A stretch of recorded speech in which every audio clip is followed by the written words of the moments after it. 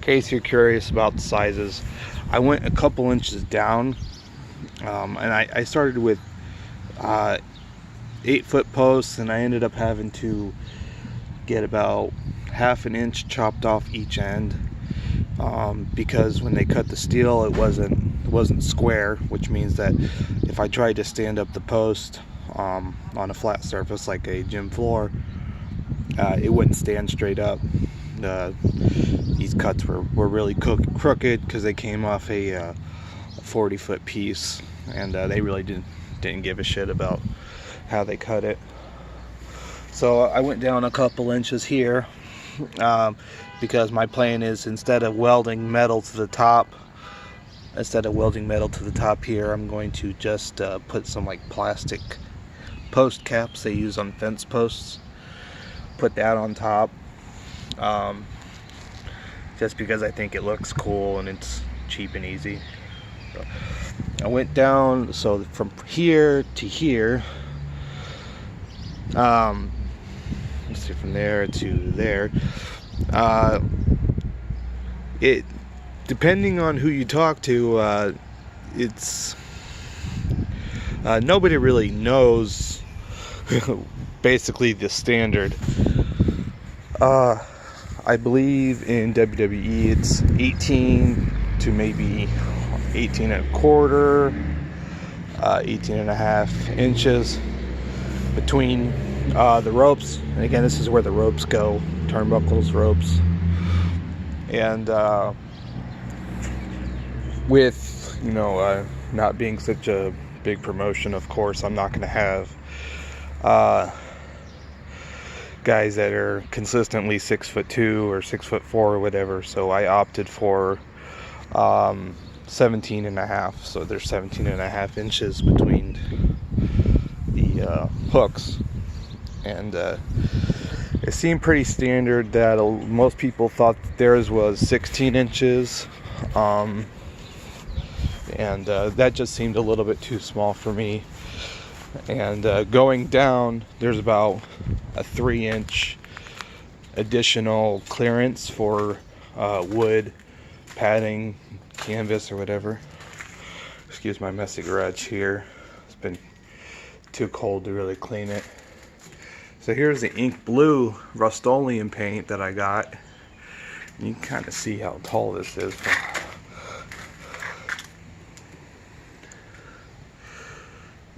8 foot tall. So that means that somebody will actually be standing right there. That's the side of the ring. It's going to come up 2 inches. So it'll be 2 inches. Then you're giving yourself 1.5 inches for wood, and then another inch or so for padding. So if you can see that there's actually less clearance between the bottom rope, which is here, and where the mat is. So the reason why I haven't welded the bottom brackets, or I'm not sure what you would call it, a bracket, but go right here. And these are 2.5 by 2.5, so that way a 2 by 2 piece of steel can fit down in there, and the whole thing should lock. It'll lock in. And I've realized that the farther you go down, so if I went down right here and there's that large section, the more stability the posts are going to have. So of course there's the top of the ring. When you have the a really tight top rope, it's going to pull. It'll pull this way, so it'll put pressure on that end because it'll be leaning that direction. So something you can do is, you could of course put it at the bottom there, and it prevents that. You go way up here, which would be nice because you would save a little bit of money on steel, but you would have potential problems with post tilt. which is pretty much just when the side of the ring kind of acts as a fulcrum. So you'll have post bending, and whenever I watch indie shows and they have one of those rings with the really thin side walls, you know, really small in height, and you see the post bending inwards, I hate it. You know, I think it looks tacky, and it's I think it's a big indicator of how cheap the ring is. Most rings are made with 3/16 inch steel. That's thickness, that's the wall. Like for example, that 3/16 inch.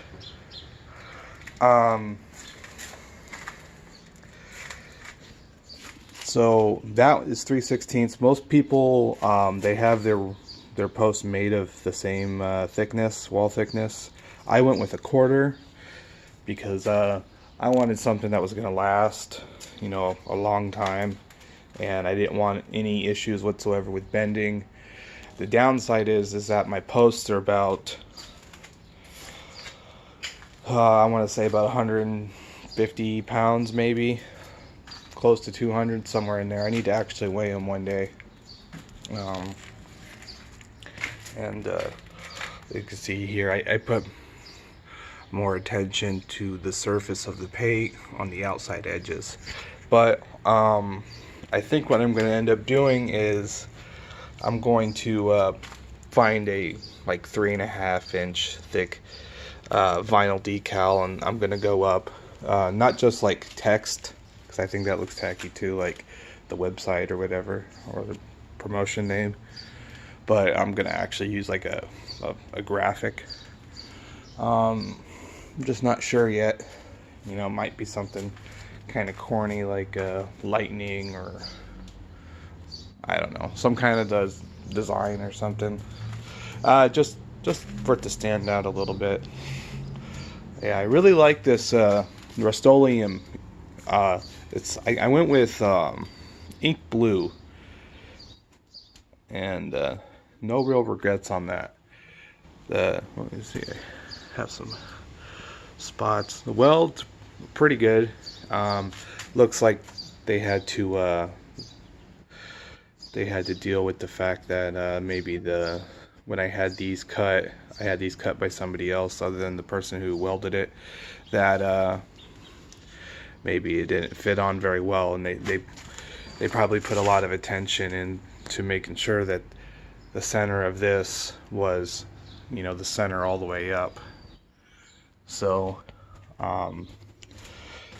looks like they kind of added steel here with the weld. But I took one of my other ones, strapped it with a bunch of toe straps, strapped it to a tree, and I yanked on one of these with a chain and a hook and a truck, and you know, on a street surface. So I put a lot of pressure on one, kind of expecting it to break. Didn't break. Surprisingly, it didn't break. And so if it's gonna withstand the force of, you know, a truck pulling it, then it'll withstand the 1,000 to 2,000 pounds of a turnbuckle and rope pulling it. And that one that I had tested with, I had it looked at by somebody to see if it was going to fail, and they said no, that the welds were still really strong. So it wasn't this one, it was one of my other ones. So yeah, I'm really happy with it. I feel like there is a lack of kind of integrity with building a wrestling ring now, and